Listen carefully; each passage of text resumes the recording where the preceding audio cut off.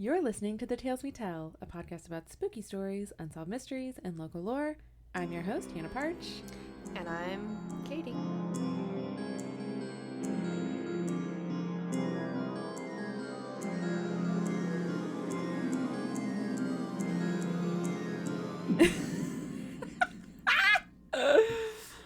Oh, guys. I paused because I was literally thinking, should I say, and I'm a show? Or should I say, and it's a show? Because it's not just me. No. Because you said you were pre-gaming. Yeah, I've had 2 glasses of wine before this one. That's adorable. Well, and no food. I mean, except for a whole bag of popcorn and Same. a bunch of M&Ms. Well, I didn't get any M&Ms. But, yeah, no, I had a light lunch while Walker was napping. I also had a light lunch. like chips and dip was my light lunch. Mine was a salad, but no substance. So I guess yours was lighter than mine. Because mine was heavy on the dairy. Mine was like half of one of those pre-made bags of salad. Because we got one thinking we'd have it with our dinner last night and then didn't. And I was like, we have to eat this weekend. So we had it for lunch. So we were at the Flying Fox. Mm-hmm. Love that place. So if I'm at a cocktail bar and like they like making fancy, that's what I'm gonna drink. We should go. Have you been to the new one, the Toast one? Mm-mm. We should go to that because it's near your house and it's a cocktail bar. Oh, yes, I have been to it. Oh, okay. I didn't know what you meant when you said the Toast the one. Toast bar. The Pinnix, the old Pinnix. Yes, I have been there. Toast. And I've had some of their fancy toast, and I really liked it. And I've had some of their fancy cocktails, and I really liked it. The only thing I didn't like was when we went there to order drinks. Because I've been there for drinks, and then I've been there for toast. And the fancy toast is delicious. The fancy drinks were good, too, except they were hella pretentious about it. So you look at the drink menu and they're like, it's a cran razzleberry fizz, and I'm like, all right, cranberry, right? All right, I like cranberry. What's in it? And they're like, this exciting cocktail will take your taste buds on a fun, like, fruity, herbally adventure. And I'm like, no, my taste buds. Is it a cranberry and vodka or what? Yeah. Like, okay, I understand they're cranberry and I think rosemary by whatever the actual name was. I was like, I know that cranberry and rosemary is in it. Like, I don't even know what type of liquor is in it. That's important. It is important because there's some that I don't like. Yeah. Like rum, tequila, no thank you. I don't want either of those. Yeah. I don't want tequila or gin. And I don't like, I like gin and vodka or bourbon whiskey. Any of the brown stuff is good. Yeah, except for rum. Yeah, no, don't give me the... Rum is just a no-go all around. Mostly because any rum drinks are, like, they usually include additional liquors. Well, it's usually coconut and or pineapple. Yeah. Or pineapple and or coconut. And I don't care for either coconut or pineapple. That's fine. And so I'm just like, I stay away from both tequila and rum drinks. Mostly for that reason right there. Smart. So anyway, yeah, my only problem with the Pinnix is... Pretentious drinks. Pretentious drink descriptions. Oh. The drinks themselves were delicious. Yeah. I have no problem if you want to, like, do, like, weird herbal infusions or, like, smoke them in the cloches or whatever. Go for it. But tell me. Like, the is in this drink? Oh, my gosh. Don't tell me that it's, like, you know, a winter wonderland in my mouth. I don't care about that. Oh, my gosh. By the way, we should probably tell everyone the circumstances of today, which are Katie's been day drinking, I guess. I don't know. I had 2 glasses of wine before she came over. And then on her way over here, I realized that I didn't have the notes for this episode. So I was scrambling. I almost started crying. And Jarek's like, you're making a big deal about it. And I was like, it kind of is a it's a little bit of a big deal. So but that's why what was my response? What can I do? Yeah, How what can I help? do? And I was like, I don't know. Drive to my work and get them off my work computer. Well, that's why my first thing when I got in, I was like, okay, do milkshakes. I know. Fix this situation. Yeah, then Katie comes in and immediately is like, let's get milkshakes. If I give Jarek money, will he go buy his milkshakes? And he did. He did. And french fries. Yeah. It's amazing. So if you hear any weird sounds, we're drinking cookout milkshakes and french fries and wine. It's our coping mechanism. It's totally fine. I also, like, we're going to see what this episode turns out to be because I'm just pulling an old one that I don't think we've recorded. Or we may have, and I'm hoping that you don't remember it. So, I'm so sorry, everyone. And I promise that next week we'll have the episode that I prepared and was so excited for. It would have been, we're going to just have to do this again, like these circumstances again, because when you told me that you were a shit show, I was like, perfect. This is a perfect episode to do it for. I can make that happen. Like, no spoilers, but it's kind of a listicle.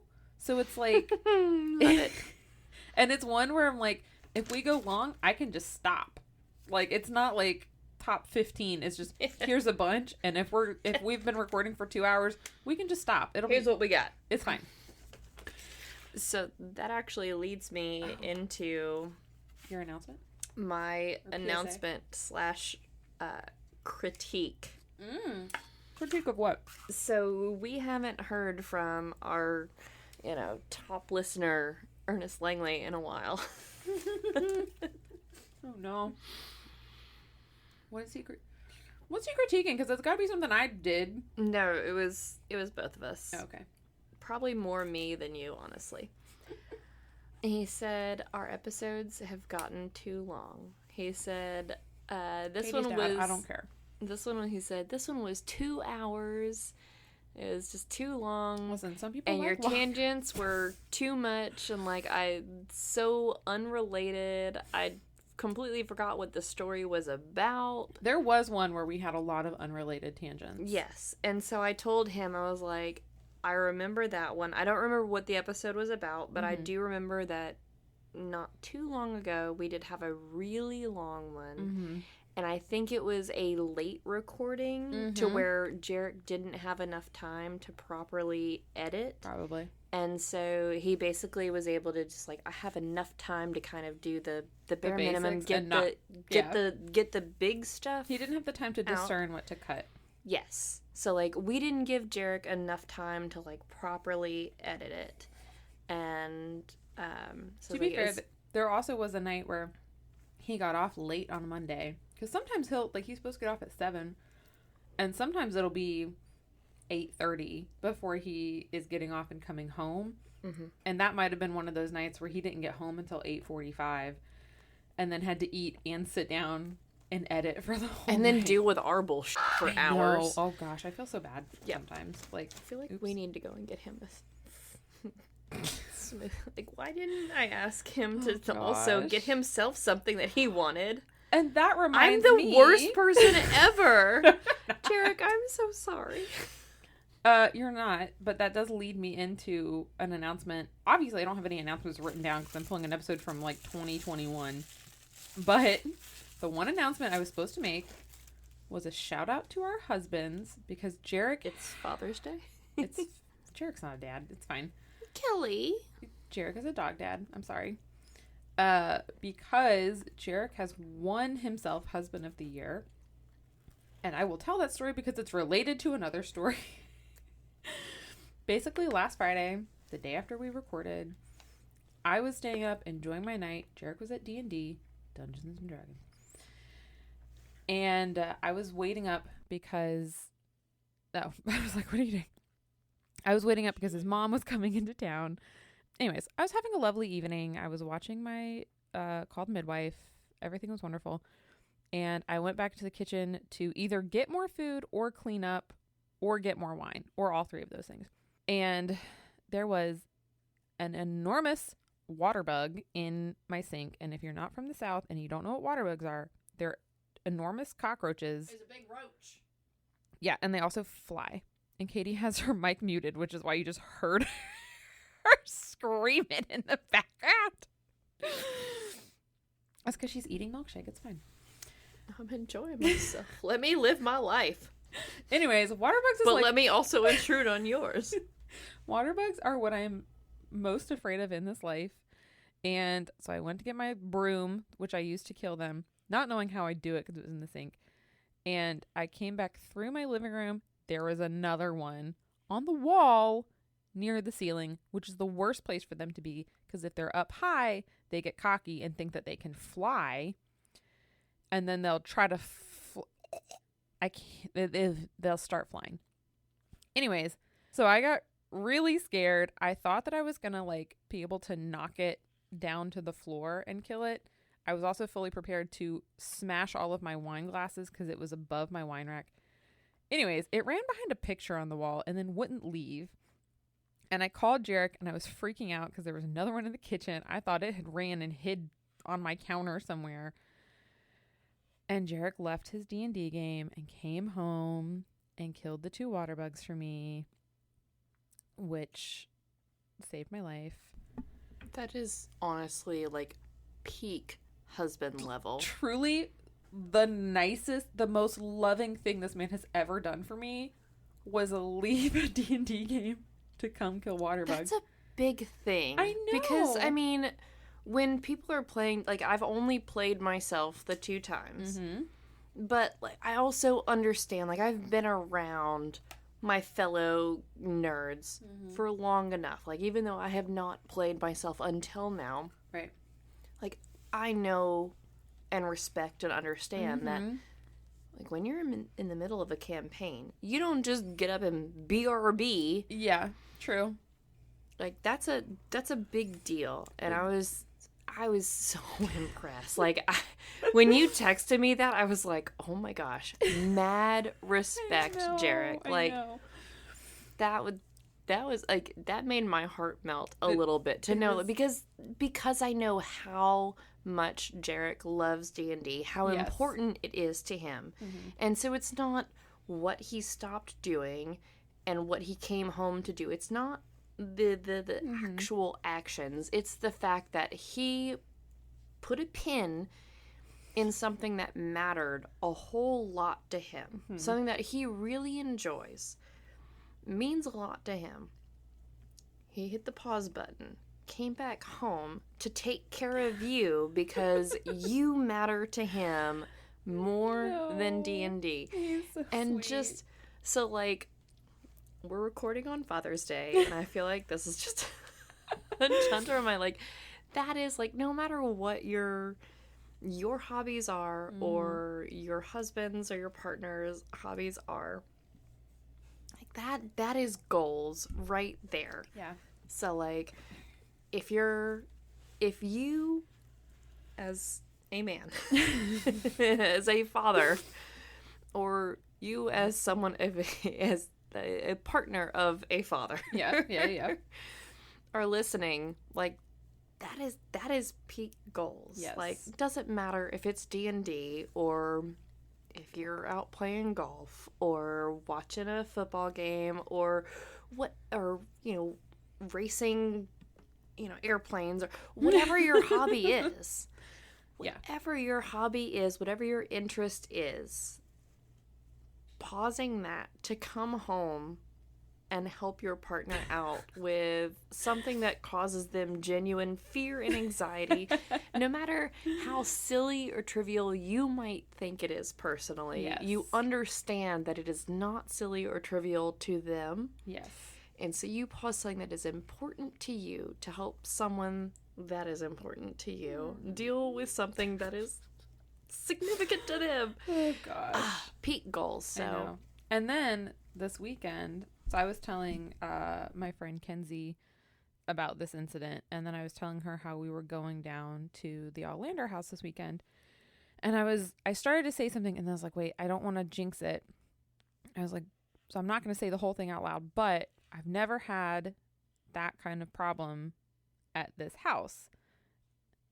And now that I'm not worried about jinxing it, what I meant was I've never, in my 33 years of being at this house or going to this house, I have never seen a water bug. I've barely ever seen, like, even a dead regular roach. Like, never seen him. You know, I saw 3 this weekend, Kate. Live ones. There was 2 of them may have just been regular roaches. One for sure was a water bug up on the frickin' shower wall. I saw it as soon as I sat down on the toilet too. TMI. The second one, last night we got up to clean up. It was, we're going to bed, clean up the kitchen. Turned around. There's one sitting on top of the coffee canister. Freaked the fuck out about that one. And then this morning, I saw one running through the hallway, and that sucker got away. So, now, and Jarek did kill the other 2 for me. Anyway, so now I didn't hear any ghosts, but now I have other things to worry about. Jarek was there and you heard his snoring instead. So.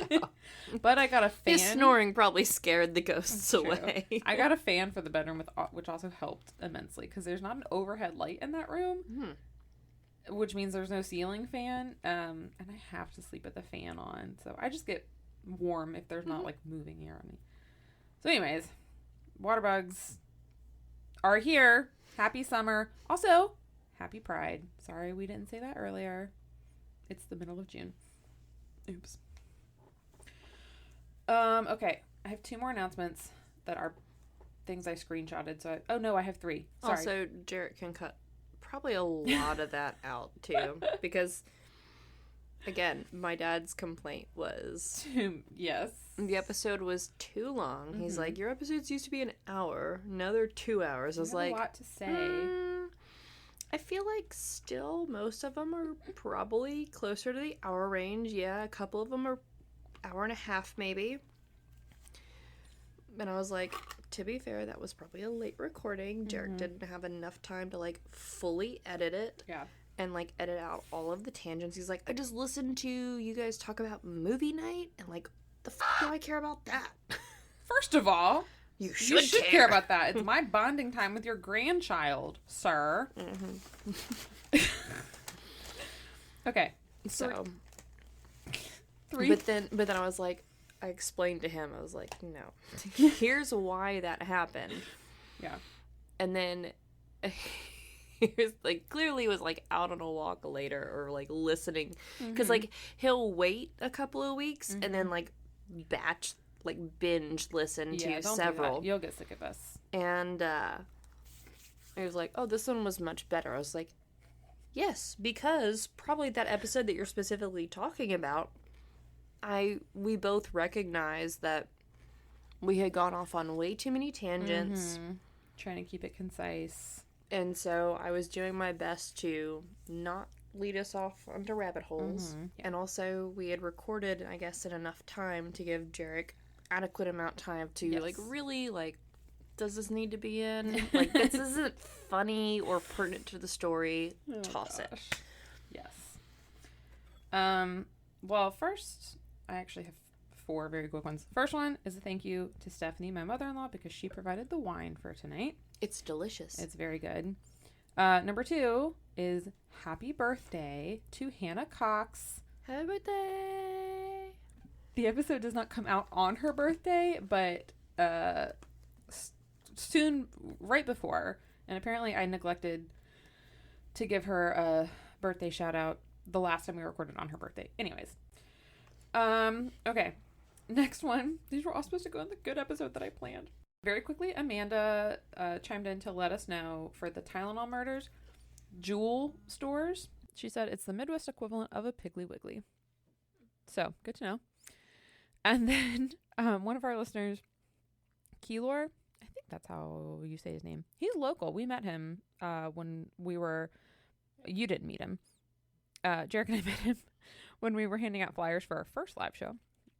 Anyways, he sent us a message and said, fun fact about last week's episode.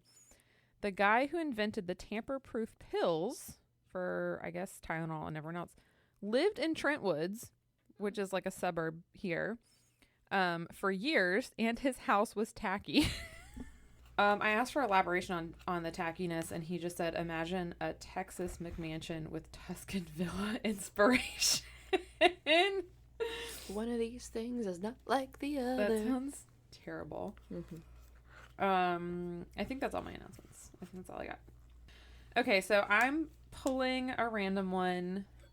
This is out of the hopper. I know. I feel like maybe we've recorded it, but I don't think we ever released it publicly.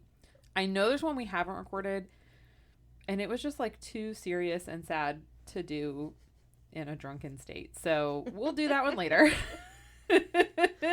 Are you sure? Or maybe was that the best time to do it? Because, yes, we're a little bit tipsy, but we have milkshakes. We do.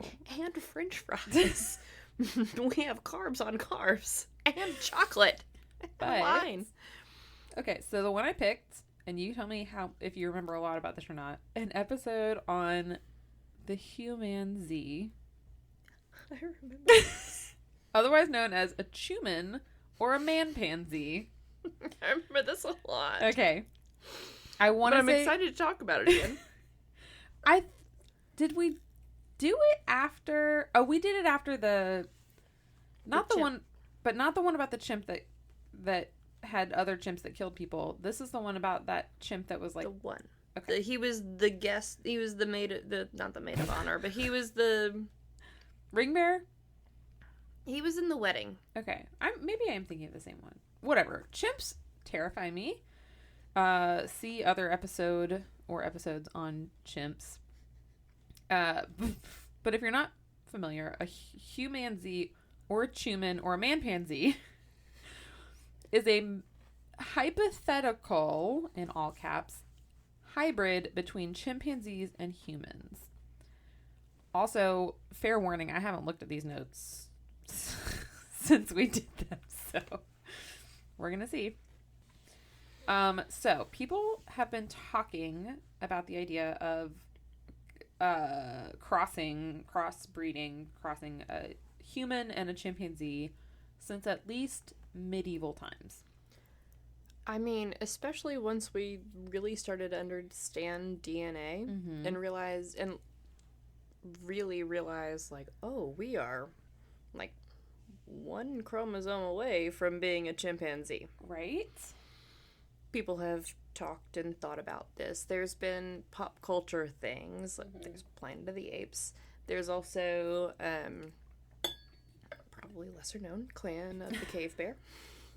Isn't Planet of the Apes, though, just about really advanced apes? Yeah, primates, yeah. Like, basically, humans screw themselves into extinction. And by screw, I mean not reproduce. I mean mess up. Yes, destroy. But the chimps take over. But it was also the prequel, The Rise of the Planet of the Apes, was basically about how humans were doing experiments on primates. And, you know, like, basically primate intelligence. And seeing about, I think it was about trying to communicate with primates and chimpanzees and whatnot. And then there was like some weird plague pandemic thing that's what killed all the humans real bad, fast. Sounds about. That was how the primates kind of took over the planet, and they continued to evolve. Gotcha. Terrifying. I will not ever watch those because I'm already scared of water bugs. Well, water bugs and also humanoid animals. Okay, so I have a note here that just because people were talking about it doesn't mean they were trying it. They probably just recognized the similarities between humans and chimps and, you know, speculated. Hey, that looks like your cousin Marvin. In the 11th century, St. Peter Damian claimed to have heard of a woman who had mated with an ape and bore a child. Ooh, tabloids before tabloids were a thing. I know. And then in the early 18th century, a Franciscan friar named Antonio Zucchelli had a similar story. Neither of them were true. Well, why did the church bros have all the good tea? Listen, because they weren't doing anything else. They were by themselves. They weren't doing anything, anyone or anything. So they were just making up stories. Oh my gosh. Spoiler for 2 episodes from now. There is mention of not a convent, what's the thing with monks? Where do they live? Not convents. Monastery. of a monastery of... I was like, Abby, no, that's still nuns. Of a monastery where there were, quote, homosexual practices. And this one person was very against it. But what else are they going to do? They're all living them by themselves. I don't know, practice what they preach. I mean, yeah. Which is abstinence. And they're like, oh, we take a vow of whatever, celibacy to God. They're practicing heterosexual abstinence. There we go. Which is technically... It doesn't count if it's with a dude, and it doesn't count. It's not gay if it's... No, well, if you say no homo after it, then it's not gay. It doesn't count. Okay, my next header is it possible? ? And if you've forgotten what we're talking about, we're talking about humans and chimpanzees. Jared cut a lot of that Catholic nonsense out. Producing offspring. Okay, the answer to is it possible? We don't know. Although I feel like this should have said probably not. Okay, chimpanzees. But also maybe? ? Maybe. I don't know. Also, why? Okay. So, chimpanzees and humans share 95% of DNA sequencing and 99% of coding DNA sequences. I don't know what that means, and I don't know why I wrote it down.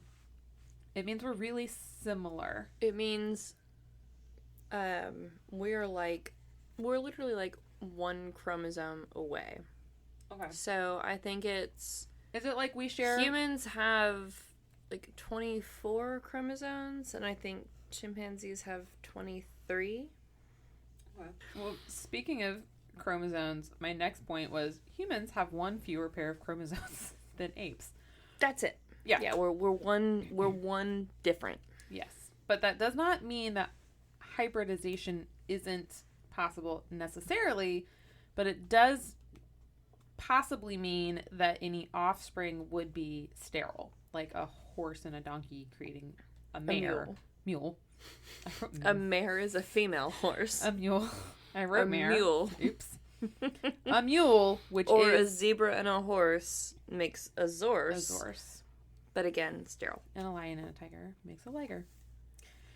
In 1977, researcher J. Michael Bedford determined that a human sperm could penetrate a gibbon egg, but the sperm could not attach to the zona surface, egg in parentheses, I don't know, of non-hominoid primates such as baboons, rhesus monkeys, and squirrel monkeys. So he concluded that if Reese a human... monkeys. What did I say? Reese. Was it Reese? Mm-hmm. No. There's a U in there somewhere. Looks like Reese's. Reese's. Like the Reese's milkshake I'm eating. So he concluded that if a human sperm were going to attach to any non-human primate egg, it would likely be an ape or gorilla. Because we're closer to apes. Yes. But also, like, what was he telling the people funding his research? Like, sir, not important.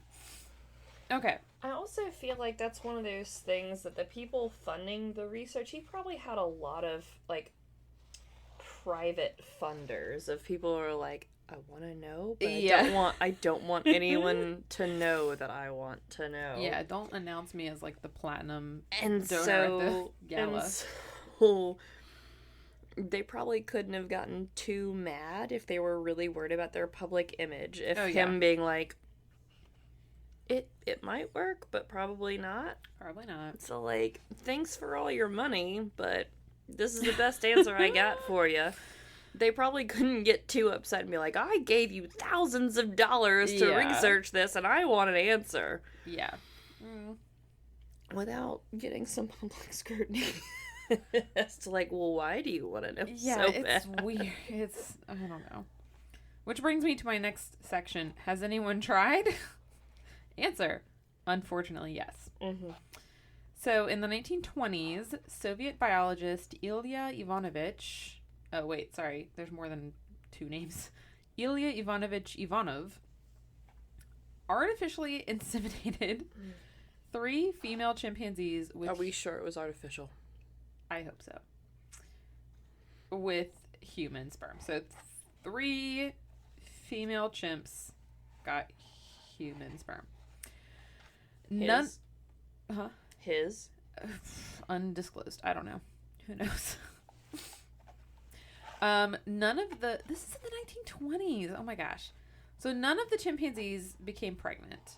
In 1929, he planned another set of experiments involving human volunteers and ape sperm, but was delayed by the death of his last orangutan sperm donor. What are these notes? And then shortly after that, he was exiled by the Soviet government, who probably found out what he was doing. I mean, who were these volunteers? So, who's volunteering for that? I mean, I'm so torn here because, like, on one hand, ick. But on the other hand, science. I'm a scientist, and so, like, I understand. You're like, well, if someone's already gonna do it, there's a question, and, like, also, like, yeah, it might be weird to voice the thought or the idea. It might be, like, say the weird thing is basically scientists' motto. Say the weird thing. You might get exiled by your country. But like, sure, you might be wondering, like, could this happen? You are not the only one. You're not. And unfortunately, the internet has told us that. A lot of people want to know, you know, it's one of those, like, no one wants to know how the sausage is made. So, like, you want to know the answer to the question. You're like, could a human and a chimp reproduce?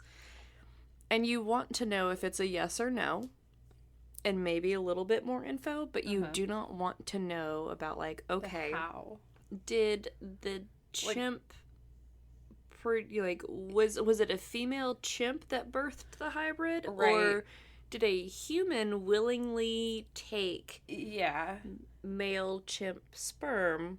Yeah, like.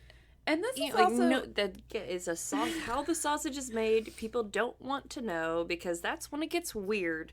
But everyone's like, I wonder, can we put together a zebra and a horse? Yeah. Yeah, well... Can we put together a lion and a tiger? A liger. Can we put together a human and a monkey? And, like, it's... That goes against what Jesus said. Yeah, and it's like, it's a question that sparks curiosity, but then it's like there's this ethical barrier that you don't want to, like, breach. Yep, that's the thing. Is like, okay, that's the thing with science too. It's like it's 100% in pursuit of knowledge and answers, and like, respect just trying to find the truth, and, you know, like, without bias, like, we just want to know if it's this or if it's that or if it's something else we didn't anticipate. Like, that's fine. We want to know. But their knowledge comes at a cost. Yeah. And it's like there's not, in my opinion, there's not really an ethical way to find the answer to this question. And that's why, like,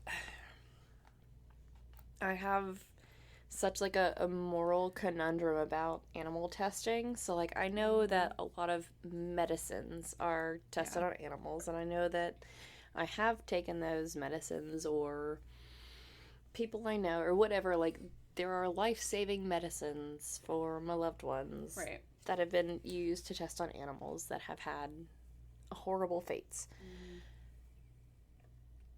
And I hate that. But I also want those things. And so that's why I've, you know, like, all of my beauty products and whatnot, any kind of shampoo, face wash, makeup. Yeah, anything toothpaste, that you can get cruelty-free. I 100% always do cruelty-free. Yeah. Vote with my dollar there. Like, I don't need mascara at the cost of a bunny's life. Yeah, because there's an equally good mascara out there that's cruelty-free. Probably need, or my son or my husband or a family member might need a certain medication at the cost of a bunny or a turtle or a chimpanzee's life or a rat's life. Yeah. And yeah. Yeah. I'm gonna make that choice. And it sucks. I just try not to think about it. But no one needs to know the... There are some questions that are left unanswered. Yes. It's like when you think about if you ever are, attacked by a person and, you do have a gun or a weapon or something, and you have the it's me or them opportunity. You're gonna pick you. You're not gonna be like, oh well, they need to live more than I do. Yeah. So no, you're gonna do. So yeah, when it comes to animal testing on life-saving procedures, I don't like it. Yes. But I'm gonna go with a life-saving procedure for my loved one. Yes. True. When it comes to me looking pretty versus me looking how I look, I'm just gonna look how I look. Yeah, that's fine. I don't care. It'll be fine. If I could look prettier, a bunny doesn't need to die so that I can have fuller eyelashes. It also guaranteed that there's not a I don't know, the opposite of cruelty-free. There's not a product out there that's been tested on animals that cannot be equaled by one that has not been. So you just might have to look a little harder. So anyways, Ilya, this biologist, after he was exiled, he died 2 years later of a stroke. So his research didn't get completed.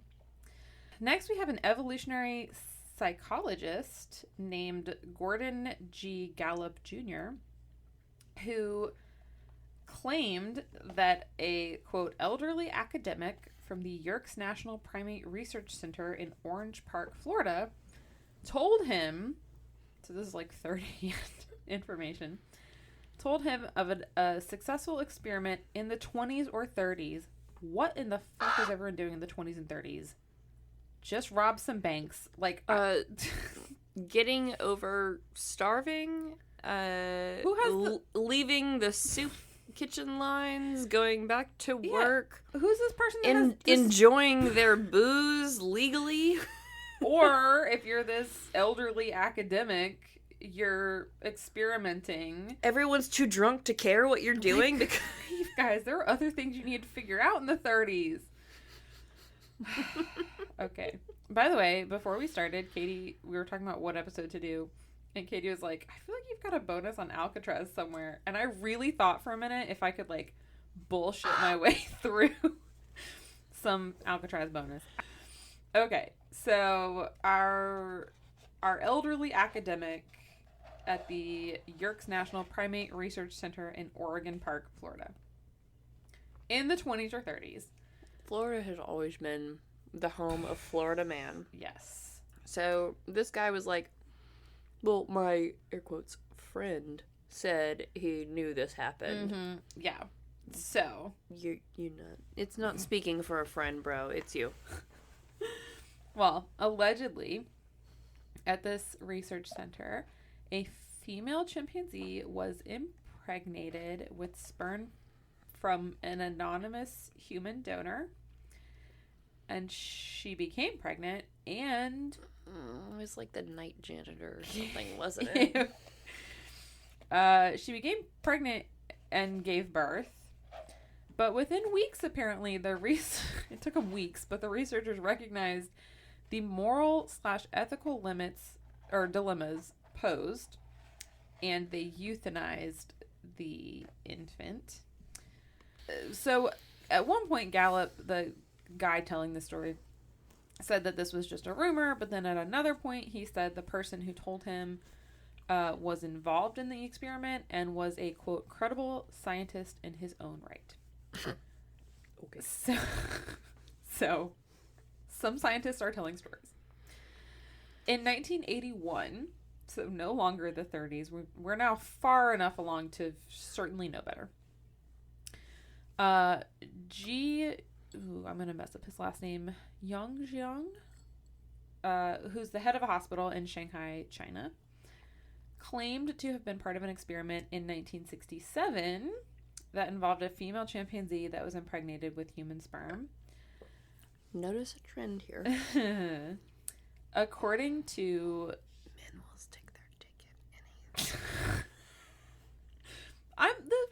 we're hoping that this is artificial insemination. Yeah, let's operate under that assumption. Oh my gosh.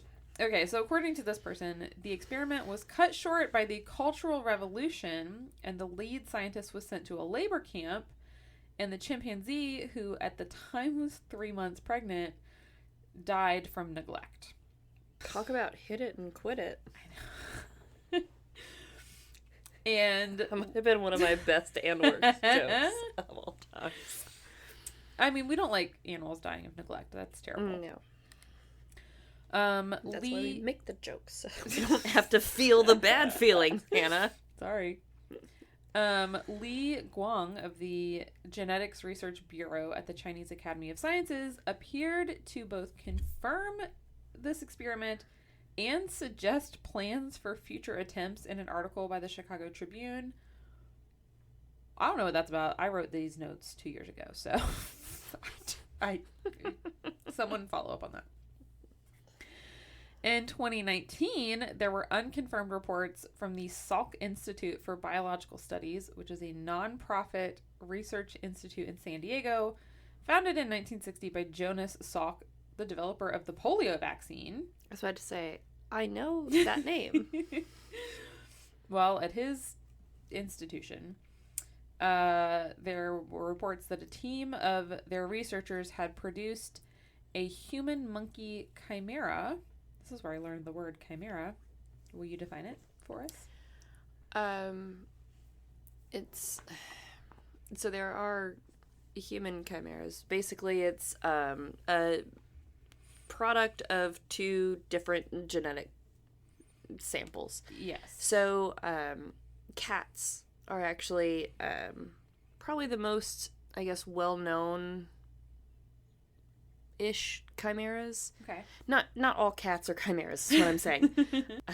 So, not to get too deep into things here, but a female cat can give birth to a litter of kittens that has multiple fathers. I knew that. That's so cool. Because female cats can essentially store male DNA. Cool. Cool. And I'm not getting into the nitty-gritty because that's not what we do here. But most commonly, like, you'll see these beautiful pictures of, like, literally half black, half orange cats. Yes. And, like, they're basically, like, bisected. Like, you'll see their face, and, like, the left side is orange with these bright, beautiful green eyes, and then the right side is this midnight black with these, like, glowing blue eyes. Mm-hmm. And those are chimeras. They are two different cats all in one. It's kind of like twins, you know, when the eggs separate at birth. Except they never actually separated into two separate entities. It's two different animals. Not animals, because it's not, you know, a griffin. Organisms. It's not an eagle and a lion making a griffin. Yes. Sorry, I'm way too drunk to describe scientifically what a chimera is. The definition I have written down is a single organism composed of cells of more than one genotype. There you go. There we go. Okay. And phenotype. Because pheno is physical, geno is genetic. Oh, okay. Like with the cats that I'm talking about, one side of their face literally being orange, the other side being black. That's not a color pattern of cats. Right. That's, you know, like calicos are like, oh, we're white with these cool stripy patches or whatever. No. And that's the phenotype, is calico. Yes. Or they're orange with some stripy bits. That's their phenotype. Geno is their genetic. Anyway. Okay. Sorry. Okay, so this human monkey chimera. Allegedly, the embryos were only allowed to develop for a few weeks, and then development was stopped before a nervous system or organs were developed due to ethical concerns. It's unknown what percentage of the organism was human cells, because in the past, I guess, pig and sheep embryos have been produced with small amounts of human cells in them, which I guess is technically a chimera. It's not like a 50-50 thing. It's like a 97-3 thing. Mm-hmm. Well, you know that slightly more than half of you is your mom. Yeah, I know it's Father's Day. I was like, Happy Father's Day.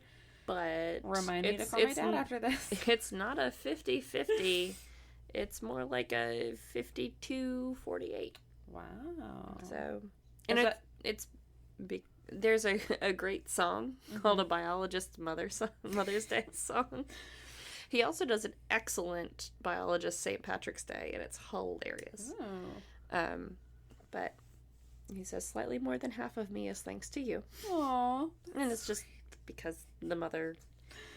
I mean, did you know that women literally grow an extra organ in order to house their embryos? And say what? What kind of organ?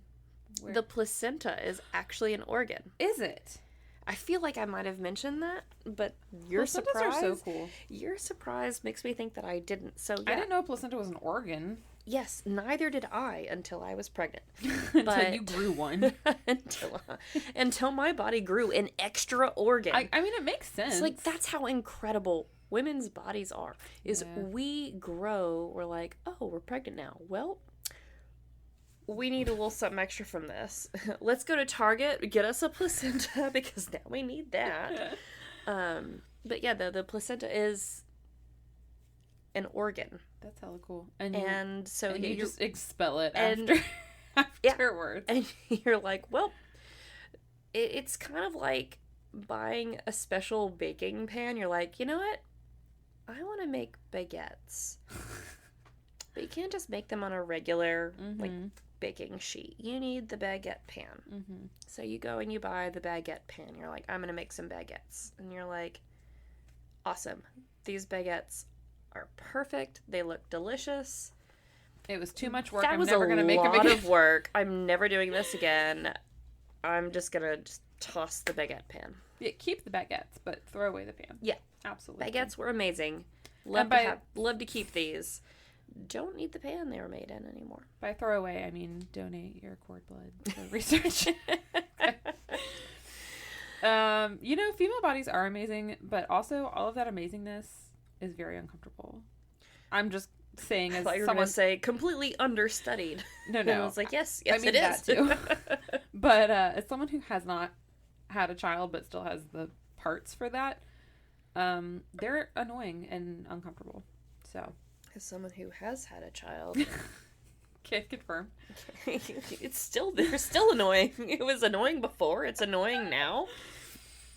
It's even more annoying now, honestly, because it's like, well, I have all these horrible side effects of being female. Yeah. And I still have to do all of these other things. And you have a toddler.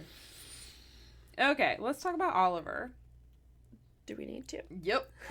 Okay. Oliver was a chimpanzee born in the late 1950s. I'm sure I had a picture for you for this at some point. You did. He was captured from the forests of the Congo and eventually adopted by animal trainers Frank and Janet Berger. Okay. Apparently, Oliver had human-like facial features, hate, pattern baldness, also hate, a, quote, soft voice,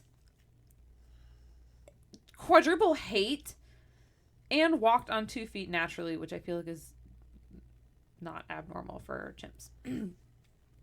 So for these reasons, many people believed that Oliver wasn't a normal chimpanzee. I hate it. I found a picture. Maybe it's his baldness, which I don't want to make fun of, because that is a completely natural thing, but on a chimp with kind of a human-esque face. Hey, I think it's the baldness, but, like, it's not that human to me compared to, like, other chimps or other humans. But I definitely 100% with the baldness have seen men that look like that. Also, what do you mean he had a soft voice? What does that mean?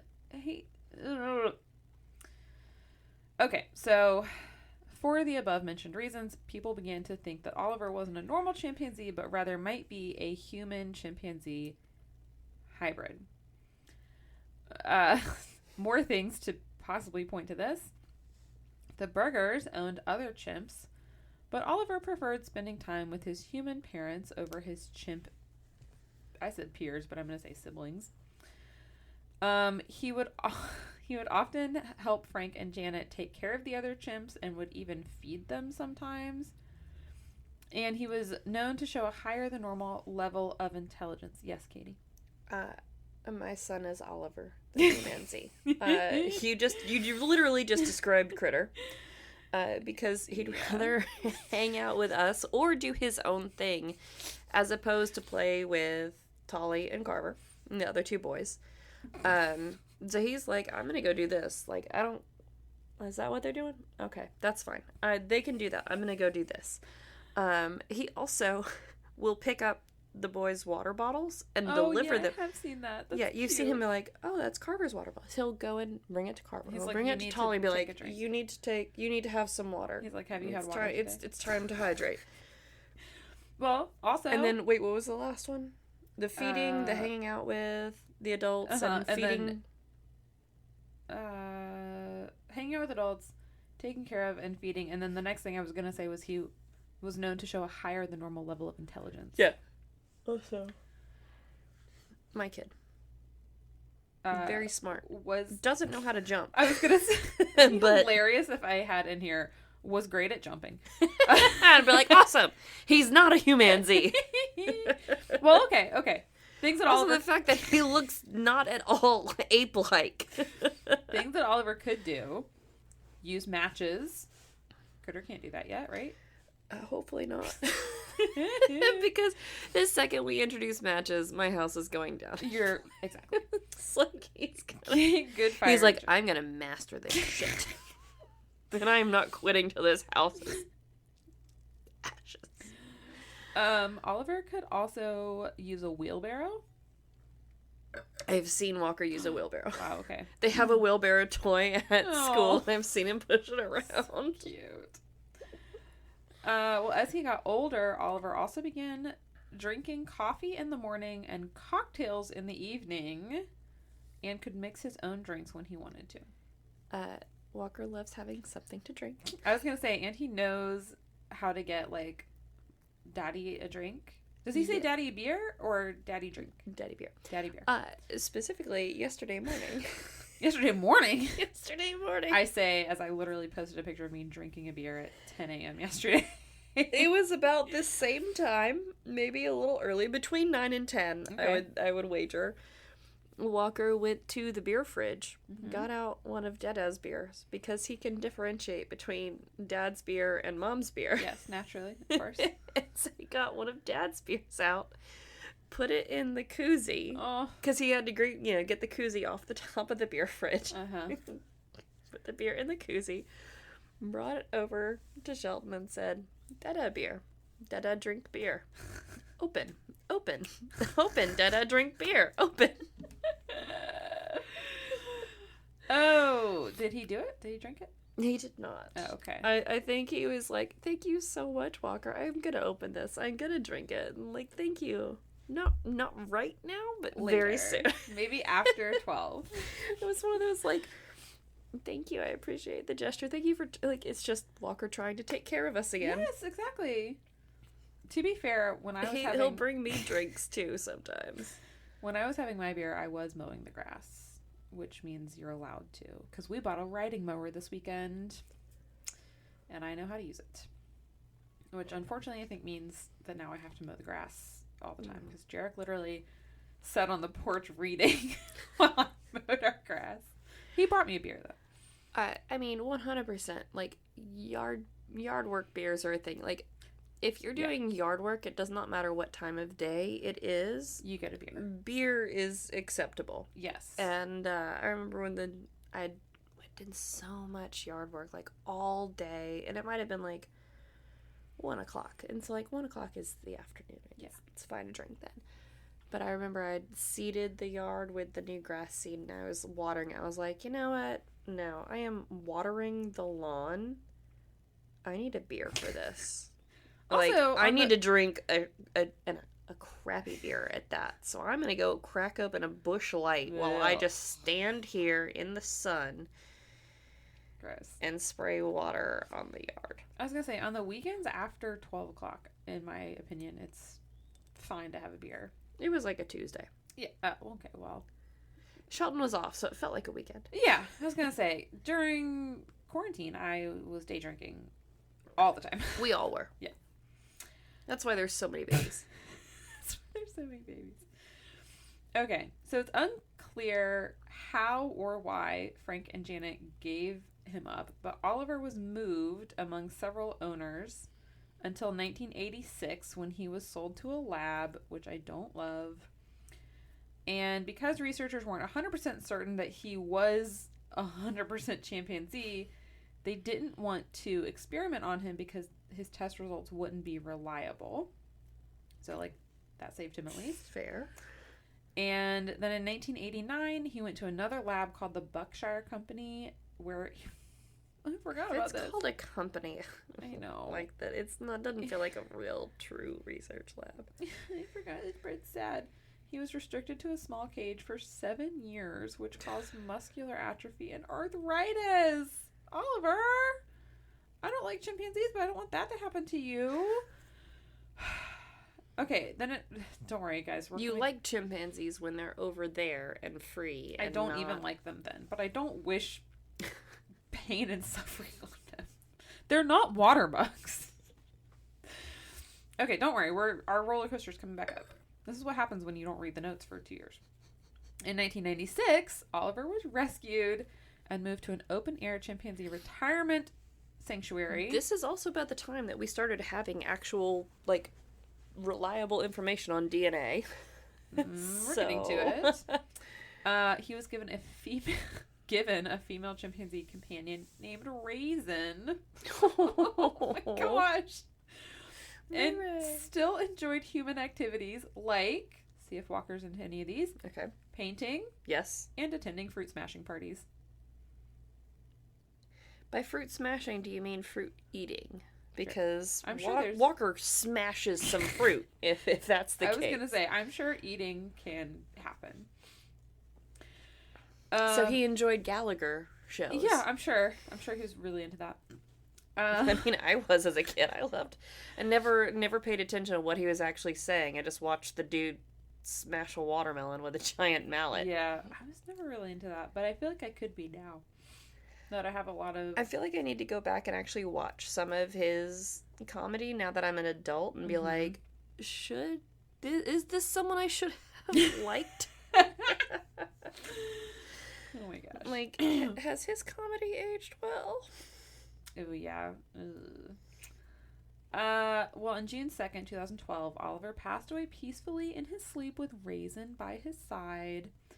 He was cremated and his ashes were spread on the sanctuary grounds, and his living grounds were later converted into an enrichment habitat for other chimpanzees. Also, while in retirement, Oliver had his DNA tested. He was not part human. He was 100% chimpanzee. He was just an ugly duck. Yeah, he belonged to a Central African subspecies of chimpanzee that are known for their human-like features. And he also had slightly different genetic makeup that made him more inclined to human-like characteristics. So like his bipedal preference. Yeah. Yeah. I mean, there's certain dog breeds that like you can fairly easily train to be bipedal, basically. Like, really? I say fairly easily. It's still kind of abusive to force a dog to be bipedal when they're like truly quadrupedal. Yeah, for real. Like, chimpanzees and other apes, it's like... And bears. And yeah, it's like, we have the ability to be bipedal, but it's more comfortable and like more practical to be quadrupedal, to walk on all fours. But like, yeah, we can take a couple of steps on 2 legs when it suits us, and like, Red like pandas. this is fun, this is fine. Yeah. But for the most part, like every day getting around 4 legs. And so yeah, there's certain dog breeds that are kind of like that. Like, sure, you can teaching them to bake them. Basically, kind of like hop around, walk on two legs, but it's kind of abusive to force them to walk like that. How terrifying would Kelly be if she was like consistently on two legs rather than one? I'd have more scars on my arms than just True. my legs. She'd be so tall.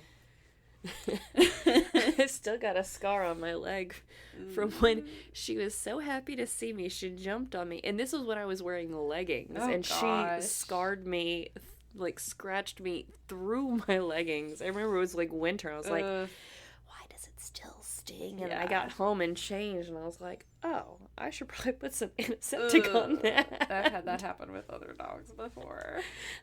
I mean, I had this scar on my leg for years and years and years for when I forced my poor dog to go swimming, and she was like, nope, nope. She was a black lab. She's supposed to like swimming. Yeah. Kelly has webbed feet, and she hates the water, so I don't know. Well, to close out the episode, I just have a list of adorable animal hybrids for your enjoyment, and I'm just going to make you guess. I'm going to tell you the two animals and make you guess what the offspring is called. Okay. Starting off easy. A zebra and a donkey. Zonkey. Correct. A goat and a sheep. Is it a geep? Yep, it's a geep. This one's my favorite. A polar bear and a grizzly bear. A posy bear? A growler bear. A growler bear. Okay, that one is cute. So made up. It's like a molar bear. I know. It sounds like someone was like, a child was like, a polar bear and a grizzly bear. A growler bear. A zebra and any other equine except for donkeys. A zorse. No. What? That would be a horse. But in general, I guess this is like, a zonkey would be considered one of these, and a zorse would be considered one. This is like the umbrella term. A zebroid. A zebroid. Mm-hmm. Okay.